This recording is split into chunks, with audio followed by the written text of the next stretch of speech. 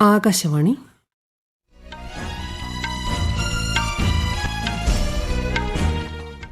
നമസ്കാരം.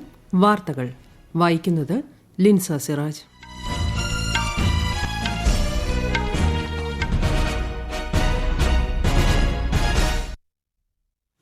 പ്രധാന വാർത്തകൾ. ലോക്സഭാ തെരഞ്ഞെടുപ്പിന്റെ രണ്ടാം ഘട്ടത്തിൽ വോട്ടെടുപ്പ് നടക്കുന്ന കേരളം ഉൾപ്പെടെയുള്ള സംസ്ഥാനങ്ങളിൽ പ്രചാരണം ഉച്ചസ്ഥായിയിൽ.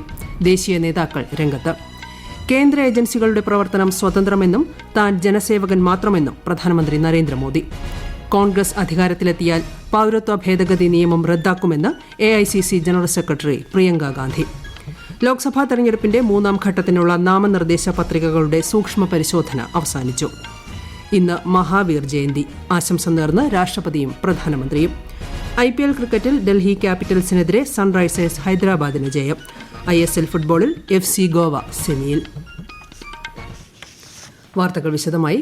വെള്ളിയാഴ്ച നടക്കുന്ന രണ്ടാം ഘട്ട ലോക്സഭാ തെരഞ്ഞെടുപ്പിനുള്ള പ്രചാരണം ഉച്ചസ്ഥായിൽ.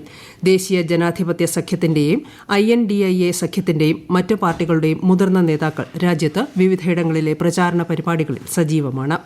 കേരളത്തിലെ 20, കർണാടകയിലെ 14, രാജസ്ഥാനിൽ 13, ഉത്തർപ്രദേശ്, മഹാരാഷ്ട്ര എന്നീ സംസ്ഥാനങ്ങളിലെ 8 ലോക്സഭാ മണ്ഡലങ്ങളും രണ്ടാം ഘട്ടത്തിൽ വിധിയെഴുതും.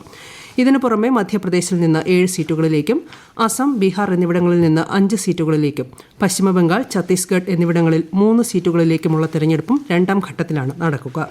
ത്രിപുരയിലെയും ജമ്മുകശ്മീരിലെയും 1 ലോക്സഭാ മണ്ഡലത്തിലും വെള്ളിയാഴ്ചയാണ് വോട്ടെടുപ്പ്.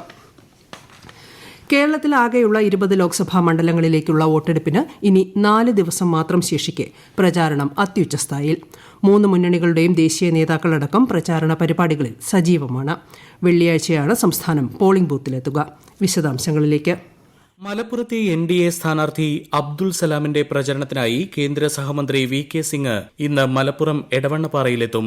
CPIM ദേശീയ ജനറൽ സെക്രട്ടറി സീതാറാം യെച്ചൂരി ഇന്ന് തിരുവനന്തപുരം ലോക്സഭാ മണ്ഡലം LDF സ്ഥാനാർത്ഥി പന്ന്യൻ രവീന്ദ്രന്റെ പ്രചരണത്തിനായി പൂജപ്പുരയിലെത്തും. മുഖ്യമന്ത്രി പിണറായി വിജയൻ ഇന്ന് കാസർഗോഡ് പ്രചാരണ പരിപാടികളിൽ പങ്കെടുക്കും. തിരുവനന്തപുരം മണ്ഡലം UDF സ്ഥാനാർത്ഥി ശശി തരൂരിനായി AICC general secretary Priyanka Gandhi ഇന്നലെ വലിയതുറയിൽ പ്രചാരണത്തിനെത്തി. ആറ്റിങ്ങൽ മണ്ഡലത്തിലെ NDA സ്ഥാനാർത്ഥി V മുരളീധരന്റെ വാഹന പര്യടനം ഇന്ന് അവസാനിക്കും. UDF സ്ഥാനാർത്ഥി അടൂർ പ്രകാശിന്റെയും LDF സ്ഥാനാർത്ഥി V ജോയിയുടെയും വാഹന പര്യടനം മറ്റന്നാളാണ് അവസാനിക്കുക. ലോക്സഭാ തെരഞ്ഞെടുപ്പിന്റെ ഒരുക്കങ്ങൾ സംസ്ഥാനത്ത് അന്തിമഘട്ടത്തിലാണ്. പരസ്യപ്രചരണം ബുധനാഴ്ച വൈകിട്ട് അവസാനിക്കും. ലോക്സഭാ തെരഞ്ഞെടുപ്പിനോടനുബന്ധിച്ച് സ്വീപിന്റെ ആഭിമുഖ്യത്തിൽ കൊച്ചിയിൽ ഇന്നലെ സൈക്കിൾ റാലിയും ഫ്ളാഷ് മോബും സംഘടിപ്പിച്ചു. News desk Akashvani.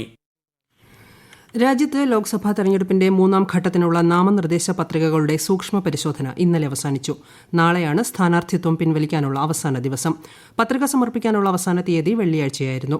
മൂന്നാം ഘട്ടത്തിൽ 10 സംസ്ഥാനങ്ങളിലെയും 2 കേന്ദ്രഭരണ പ്രദേശങ്ങളിലെയും 94 പാർലമെന്റ് സീറ്റുകളിലേക്കാണ് വോട്ടെടുപ്പ് നടക്കുക.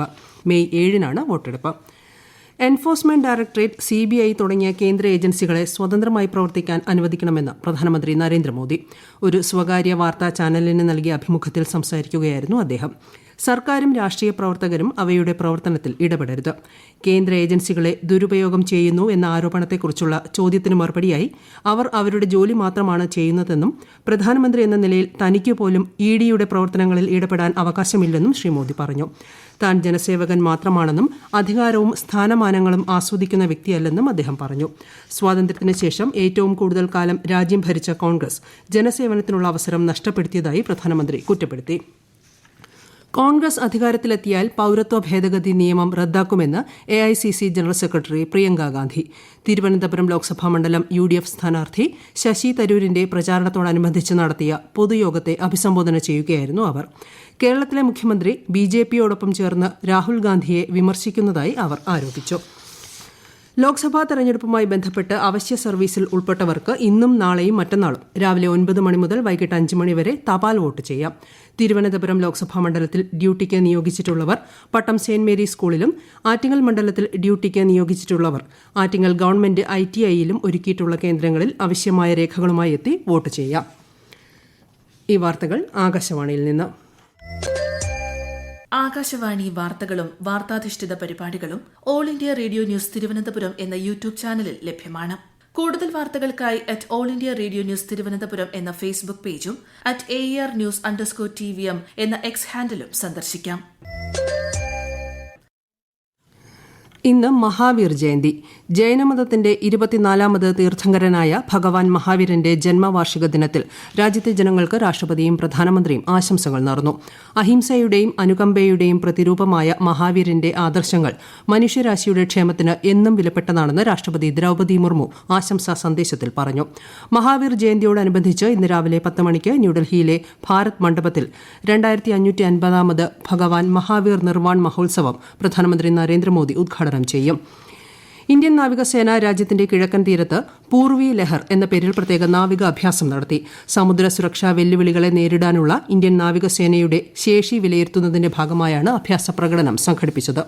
നാവികസേനയ്ക്ക് പുറമെ വ്യോമസേനയുടെയും തീരസംരക്ഷണ സേനയുടെയും കപ്പലുകൾ, അന്തർവാഹിനികൾ, വിമാനങ്ങൾ എന്നിവയും വിവിധ ഘട്ടങ്ങളിലായി നടന്ന അഭ്യാസ പ്രകടനത്തിൽ പങ്കെടുത്തതായി പ്രതിരോധ മന്ത്രാലയം പ്രസ്താവനയിൽ പറഞ്ഞു. ഈ അഭ്യാസ പ്രകടനം സമുദ്രമേഖലയിൽ വർദ്ധിച്ചുവരുന്ന സുരക്ഷാ വെല്ലുവിളികളെ നേരിടാനുള്ള ഇന്ത്യൻ നാവികസേന കരുത്ത് തെളിയിച്ചതായി മന്ത്രാലയം വ്യക്തമാക്കി. ഇൻഡോ ഉസ്ബെക് സംയുക്ത സൈനിക അഭ്യാസമായ ദസ്തലിക്കിൽ ഇരുസേനകളും ഇന്നലെ യോഗാഭ്യാസം പ്രദർശിപ്പിച്ചു. ശാരീരിക ക്ഷമതയ്ക്കും ആരോഗ്യത്തിനും യോഗാഭ്യാസത്തിനുള്ള പ്രാധാന്യം ഉയർത്തിക്കാട്ടുക എന്ന ലക്ഷ്യത്തോടെയാണ് ഇരുസേനകളും സൈനികാഭ്യാസത്തിൽ യോഗ ഉൾപ്പെടുത്തിയത്.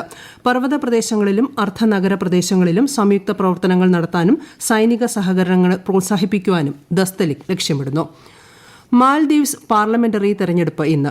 8 രാഷ്ട്രീയ പാർട്ടികളിൽ നിന്നായി 368 സ്ഥാനാർത്ഥികളാണ് പീപ്പിൾസ് മജ്ലിസിലെ 93 സീറ്റുകളിലേക്ക് നടക്കുന്ന തെരഞ്ഞെടുപ്പിൽ ജനവിധി തേടുന്നത്. 602 പോളിംഗ് സ്റ്റേഷനുകളാണ് ഇതിനായി മാൽദീവ്സിൽ സജ്ജമാക്കിയിട്ടുള്ളത്. ഇതിനു പുറമെ കൊളംബോ, തിരുവനന്തപുരം, ക്വാലാലംപൂർ എന്നിവിടങ്ങളിലും ഓരോ പോളിംഗ് സ്റ്റേഷൻ സജ്ജീകരിച്ചിട്ടുണ്ട്. UAEയിൽ വീണ്ടും കനത്ത മഴയ്ക്ക് സാധ്യതയെന്ന് കാലാവസ്ഥാ നിരീക്ഷണ കേന്ദ്രത്തിന്റെ മുന്നറിയിപ്പ്. തിങ്കൾ, ചൊവ്വ ദിവസങ്ങളിൽ ഇടിമിന്നലോട് കൂടിയ മഴയ്ക്ക് സാധ്യതയുണ്ട്. എന്നാൽ മഴയെ നേരിടാൻ സജ്ജമാണെന്ന് UAE അധികൃതർ അറിയിച്ചു. ദുബായ് അന്താരാഷ്ട്ര വിമാനത്താവളത്തിലേക്ക് വരുന്ന വിമാനങ്ങളുടെ എണ്ണം കുറയ്ക്കുന്നത് ഇന്നും തുടരും. എന്നാൽ ദുബായിൽ നിന്നുള്ള സർവീസുകൾ ഷെഡ്യൂൾ പ്രകാരം നടക്കും. ഇറാഖിൽ സൈനിക കേന്ദ്രത്തിലുണ്ടായ സ്ഫോടനത്തെ തുടർന്ന് ഒരാൾ കൊല്ലപ്പെടുകയും 8 പേർക്ക് പരിക്കേൽക്കുകയും ചെയ്തു. ഡ്രോണുകളുടെയോ യുദ്ധവിമാനങ്ങളുടെയോ സാന്നിധ്യം റിപ്പോർട്ട് ചെയ്തിട്ടില്ല എന്നാണ് ഇറാഖ് സൈന്യത്തിന്റെ വിശദീകരണം. ബാബിലോൺ പ്രവിശ്യയിലെ കാൽസോ സൈനിക കേന്ദ്രത്തിലാണ് സ്ഫോടനം നടന്നത്. സ്ഫോടനത്തിന്റെ ഉത്തരവാദിത്തം ആരും ഏറ്റെടുത്തിട്ടില്ല. ശ്രീ പത്മനാഭസ്വാമി ക്ഷേത്രത്തിലെ പൈങ്കുനി ഉത്സവത്തോടനുബന്ധിച്ചുള്ള ആറാട്ട് ഇന്ന് വൈകിട്ട് 5 മണിക്ക് ആറാട്ട് ചടങ്ങുകൾ ആരംഭിക്കും. ശ്രീകോവിലിൽ ദീപാരാധനയ്ക്കു ശേഷം ഗരുഡ വാഹനത്തിൽ ശ്രീ പത്മനാഭനെയും നരസിംഹമൂർത്തിയെയും ശ്രീകൃഷ്ണസ്വാമിയെയും പുറത്തെഴുന്നള്ളിക്കുന്നതോടെയാണ് ഘോഷയാത്രയ്ക്ക് തുടക്കമാവുക. വള്ളക്കടവിൽ നിന്ന് വിമാനത്താവളത്തിനുള്ളിലൂടെ ഘോഷയാത്ര ശംഖുമുഖത്തെത്തും. ഇതിന്റെ ഭാഗമായി വൈകിട്ട് 4 മുതൽ രാത്രി 9 മണിവരെ തിരുവനന്തപുരം അന്താരാഷ്ട്ര വിമാനത്താവളം അടച്ചിടും. ഈ സമയത്തുള്ള വിമാനങ്ങളുടെ സമയക്രമം നേരത്തെ മാറ്റിയിട്ടുണ്ട്. എഴുന്നള്ളത്ത് ക്ഷേത്രത്തിൽ മടങ്ങിയെത്തുന്നതോടെ പൈങ്കുനി ഉത്സവത്തിന് കൊടിയിറങ്ങും. നാളെ ആറാട്ട് കലശം നടക്കും. IPL ക്രിക്കറ്റിൽ ഡൽഹി ക്യാപിറ്റൽസിനെതിരെ സൺറൈസേഴ്സ് ഹൈദരാബാദിന് 67 റൺസ് ജയം. ന്യൂഡൽഹിയിലെ അരുൺ ജെയ്റ്റ്ലി സ്റ്റേഡിയത്തിൽ നടന്ന മത്സരത്തിൽ ഹൈദരാബാദ് ഉയർത്തിയ 267 റൺസ് വിജയലക്ഷ്യം പിന്തുടർന്ന ഡൽഹിക്ക് 19.1 ഓവറിൽ 199 റൺസ് നേടാനേ കഴിഞ്ഞുള്ളൂ. ഹൈദരാബാദിനായി T നടരാജൻ 4 വിക്കറ്റുകൾ നേടി. ടോസ് നേടിയ ഡൽഹി ഫീൽഡിംഗ് തെരഞ്ഞെടുക്കുകയായിരുന്നു. നിശ്ചിത ഓവറിൽ ഹൈദരാബാദ് 7 വിക്കറ്റ് നഷ്ടത്തിൽ 266 റൺസാണ് നേടിയത്. 32 പന്തുകളിൽ നിന്ന് 89 റൺസ് നേടിയ ട്രാവിസ് ഹെഡാണ് കളിയിലെ താരം. ഇന്ന് 2 മത്സരങ്ങളാണ് IPLൽ ഉള്ളത്. ആദ്യ മത്സരത്തിൽ Kolkata Knight Riders Royal Challengers ബംഗളൂരുവിനെ നേരിടും. കൊൽക്കത്തയിൽ വൈകിട്ട് 3:30 മത്സരം. രണ്ടാം മത്സരത്തിൽ പഞ്ചാബ് കിങ്സ് ഗുജറാത്ത് ടൈറ്റൻസിനെ നേരിടും. ചണ്ഡീഗഡിൽ രാത്രി 7:30 മത്സരം നടക്കും. ISL ഫുട്ബോളിൽ FC ഗോവ സെമി ഫൈനലിൽ പ്രവേശിച്ചു. ചെന്നൈയിൻ FCക്കെതിരെ ഇന്നലെ നടന്ന മത്സരത്തിൽ 1-നെതിരെ 2 ഗോളുകൾക്കാണ് ഗോവ വിജയിച്ചത്. ഇതോടെ ബുധനാഴ്ച നടക്കുന്ന 2ാം സെമി ഫൈനലിൽ മുംബൈ സിറ്റിക്കെതിരെയാവും ഗോവ കളത്തിലിറങ്ങുക. കേരളത്തിൽ വേനൽ ചൂട് രൂക്ഷമായി തുടരുന്നു. 10 ജില്ലകളിൽ ഈ മാസം 24 വരെ കേന്ദ്ര കാലാവസ്ഥാ വകുപ്പ് മഞ്ഞ ജാഗ്രത പ്രഖ്യാപിച്ചു. പാലക്കാട് ജില്ലയിൽ താപനില 39 ഡിഗ്രി സെൽഷ്യസ് വരെയും ആലപ്പുഴയിൽ 38 ഡിഗ്രി സെൽഷ്യസ് വരെയും ഉയരാൻ സാധ്യതയുണ്ട്. പ്രധാന വാർത്തകൾ വീണ്ടും.